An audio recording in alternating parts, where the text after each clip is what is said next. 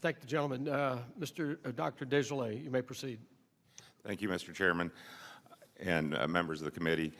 I want to thank you for inviting me to come before you today to discuss H.R. 2874, the Andrew P. Carpenter Tax Act. I'm truly humbled to have had the honor of introducing this bill.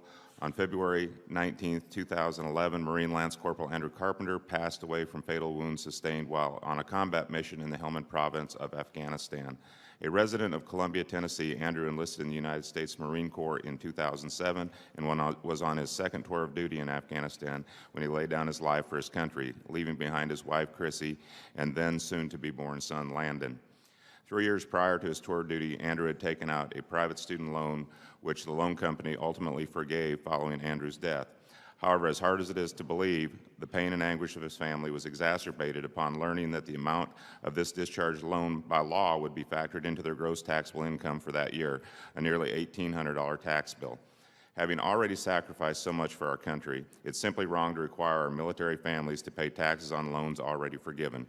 This is why I've reintroduced this bill. Simply, this bill amends Section 108 of the Internal Revenue Tax exempt private student loan forgiveness from being categorized as gross taxable income for families of veterans who have lost their lives while serving on active duty in the United States Armed Forces.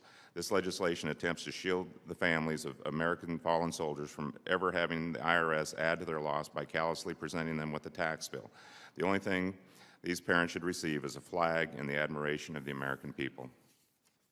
This bill, which passed unanimously in the House during the 112th Congress, has received the support of the National Guard Association of the United States and the Veterans of Foreign Wars. I'm truly humbled to have had the honor of introducing this bipartisan bill and look forward to working with this committee to fix this problem, and would humbly ask that you consider bringing this to the floor, and it would be an awful kind gesture to do it before Memorial Day. Not that I'm asking much. Thanks, Dr. DesJarlais.